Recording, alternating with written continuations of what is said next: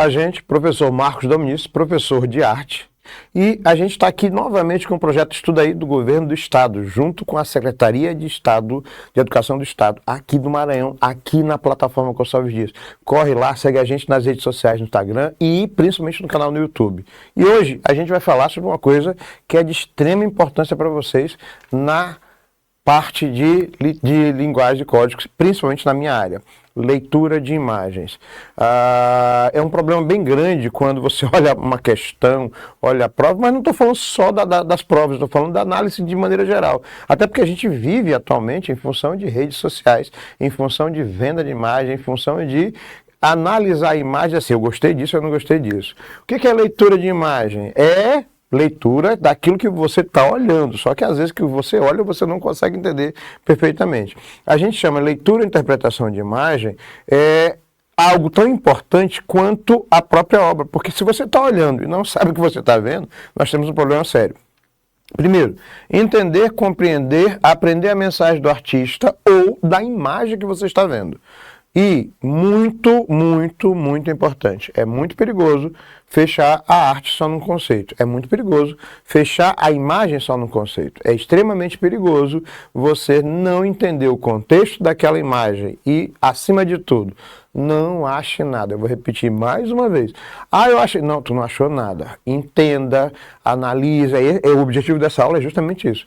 E pesquise para saber o que é que você está vendo e não compre, principalmente num período onde a gente tem muitas imagens, são criadas atualmente, inclusive por IA, a inteligência artificial, muita gente compra sem entender ou sem saber se é verdade ou não. Bom, aqui eu estou com uma obra do Salvador Dalí, que é um pintor do movimento chamado surrealismo. A imagem chama Persistência da Memória. E essa imagem, ela trabalha com a ideia de flacidez e impotência sexual. Só que para a gente chegar nisso, a gente tem que entender o contexto do artista, entre outras coisas. Ele fala que o tempo voa, e o tempo ele estraga as coisas e deixa tudo num processo de putrefação. São metáforas. Mas, professor, como é que eu chego nisso? Bom, eu vou colocar algumas situações bem interessantes para que você entenda que essa leitura de imagem, ela depende basicamente de, primeiro, você entender os elementos da cena, depois você entender qual é o objetivo, ou tentar entender, chegar perto do objetivo do artista quando quis fazer isso. Por exemplo, o beijo do Gustav Klimt, que é um austríaco, né, da fase dourada dele. Ele diz o seguinte: o abraço e o beijo trazem a ideia de aconchego. Só que em algumas situações o beijo torna-se algo tão pessoal, né, que se você estiver apaixonado por alguém e esse beijo acontecer, né, e nada funcionar, nada der um estímulo, é como se alguma coisa quebrasse ali. Então, entre as relações afetivas, as relações de fisicalidades afetivas, o beijo é de um nível de intimidade gigantesco. E aí, como é que a gente vai entender isso? O professor não sabia nem que eles estavam beijando. A questão é, o objetivo dessa obra é não deixar claro alguma coisa que muitas vezes você nem quer fazer. não é todo mundo que gosta de beijar pessoas. E isso é muito importante quando você diz assim, é o meu limite. A moça com brinco de pérolas, de Johann Vermeer, um pintor barroco. Bom, antes de passar a imagem, eu vou analisar algumas coisas nessa estrutura para que você entenda como é que se faz leitura de imagem. Primeiro, eu gostei ou não gostei.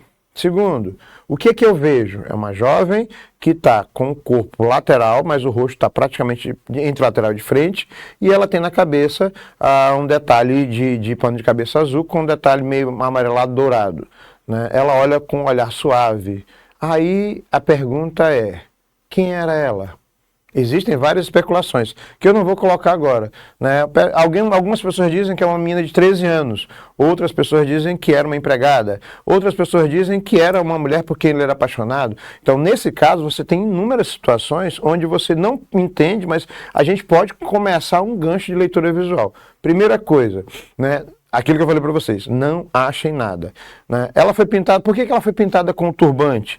Né? Ela foi feito um rascunho antes? Por que o artista utilizou essas cores especificamente? As cores têm algum tipo de significado? Existiu algum estudo prévio estudo prévio, perdão, né? Então, quando a gente começa a ler imagens, a olhar a imagem, a analisar a imagem, o cérebro vai funcionando no automático. E esse automático, ele tem que ter um processo. Qual seria isso? Bom, eu já tenho interiorizado uma quantidade de informações que eu perguntei para vocês. O que é a obra? Quem é o artista? Qual o movimento? Isso aqui interfere no quê? O observador, primeiro contato. Ah, eu gostei. Ah, eu não gostei. Mas, professor, como é que eu sei disso? Porque na hora que você está nas imagens, alguma tu parou, aquilo te chamou a atenção por algum motivo. E tu está tentando descobrir um... Talvez nem tente descobrir, mas eu gostei. Não, isso é legal. Não, isso não gostei. Esse contato do observador, logo na primeira situação, ele vai definir muito da facilidade de você entender o que é a obra. E eu não estou falando só de obras de arte, de artistas que já estão consagrados. Estou falando também de situações onde você tem o uso de imagens constantes em redes sociais atualmente. Raramente a reação é estritamente sensorial ou emocional. Então é nisso que a gente tem que entender. Ó, essa obra aqui é de uma artista chamada Adriana Varejão. Ela é brasileira e ela é contemporânea, de arte contemporânea. Mas, professor, como assim que ela é de arte contemporânea? Bom, não sei se dá para perceber. A impressão que você tem quando a gente olha, que parece um azulejo barroco, o que a gente chama de faiança, uma obra antiga.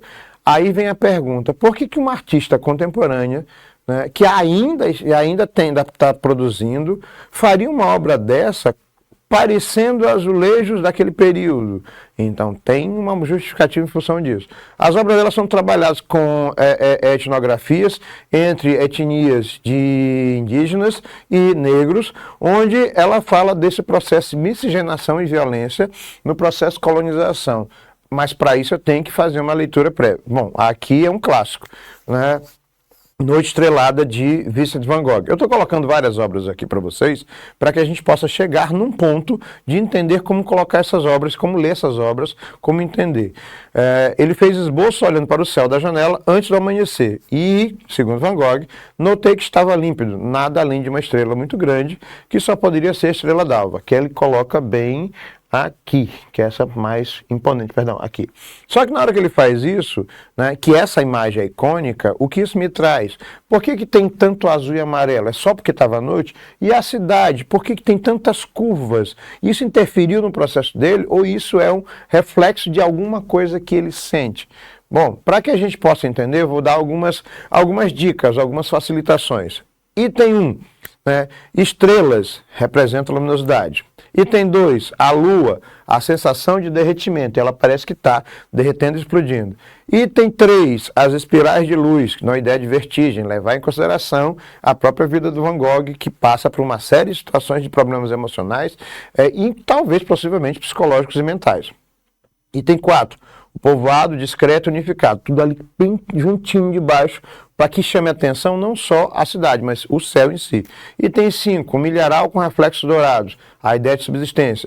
Item 6, ciprestes, que são essas árvores bem aqui, ó, fluidez e flamejante, parece realmente que elas estão pegando fogo. E é interessante, porque na hora que a gente vai desmembrando a obra, ela diz mais para a gente do que se imagina. Como fazer e entender este processo natural de leitura de obras? 1. Problemas a serem discutidos. Que tipo de conhecimento a gente aprende pelo ato de sentir? Então, uma coisa você tem que ter em mente, né? Nada que você tem, inclusive de produção audiovisual, filmes, séries, ela é feita aleatoriamente. Uma campanha de publicidade, ela tem um objetivo. E as imagens, as cores, a foto, a montagem, ela tem o objetivo de chamar a tua atenção por algum motivo. Então, que tipo de conhecimento eu tenho quando eu sinto a obra? O que é arte? O que faz um objeto ser arte, né? O que é, e a arte é uma via de compreensão do real, é uma via criada para eu sentir alguma coisa. Toda obra de arte deve ser bela, bonita? Bom, são perguntas para se fazer até eu chegar em uma situação específica de alguns detalhezinhos. Então a gente tem que entender o processo primeiro para chegar no ponto final. Paixão de 5 mártires de Marrocos. Bom, isso aqui é uma obra antiga, então eu vou identificar os elementos da obra. É uma cena de martírio, ou seja, alguém está sendo massacrado. 5 freis parecem pertencer a uma ordem mendicante e não conseguimos perceber exatamente qual. 1, 2, 3, 4, 5. Tem alguém que está agredindo eles. O enquadramento aponta para um contexto muçulmano e era habitual a presença de personagens representados como árabes. Por que eu sei? Por causa do tipo de espada. Então eu já começo a perceber que nessa obra, que é datada de 1508, existe uma referência política, social, de algum acontecimento daquilo. Ah, então, professor, o senhor está dizendo que o artista, quando ele vai fazer, ele faz em função de alguma coisa ou de algum ponto específico, social, emocional? Com certeza. Então, o que seria uma obra de arte? Entender os dois elementos, o objeto, o que você está vendo, e a mensagem. Nem sempre o que o artista faz chega em você, mas ele tem uma mensagem. Ceci n'est pas un pipe. Ceci n'est pas un pipe. Isto não é um cachimbo. Bom, mas eu estou vendo um cachimbo aí. A gente chama de semiótica. Isto não é apenas um cachimbo, né? Se isso não é apenas um cachimbo, ele é o quê? Qual o significado? Que símbolo ele representa? Ele é um ícone de quê? Por que que isso foi pintado em 1929 e um cachimbo era o quê? Era uma referência de status social? O cachimbo era caro, poucas pessoas tinham, só as mais ricas, os mais pobres? Então tem todo um processo de como analisar esta obra. Primeira coisa, análise visual.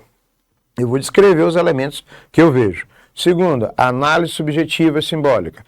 Eu descrevo os sentimentos quando eu vejo a obra. Depois que eu faço essa análise objetiva e subjetiva, eu vou criar um ponto de vista estético, eu gostei ou não gostei, e depois eu vou juntar tudo para poder pensar sobre ela. Então, primeira coisa, verifique o que tem na obra, certo?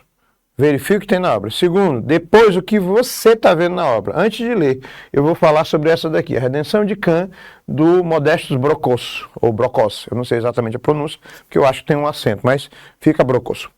Tem 4 pessoas na obra. 1, 2, 3, 4. A análise visual, a análise mais morfológica e quantificar o que eu vejo.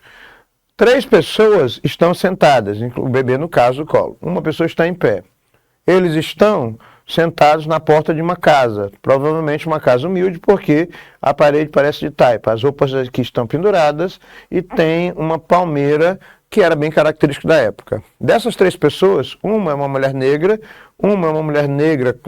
com pele menos de tinta, um homem branco e um bebê sentado ao colo. Aí vem a situação. Deixa eu ver se a obra está aqui. Sim. Redenção. A mulher negra é a avó, a mulher sentada é a mãe, o homem do lado é o pai, a criança é filho deles. A mulher negra, né, ela agradece a Deus porque o neto não nasceu negro, ele nasceu branco.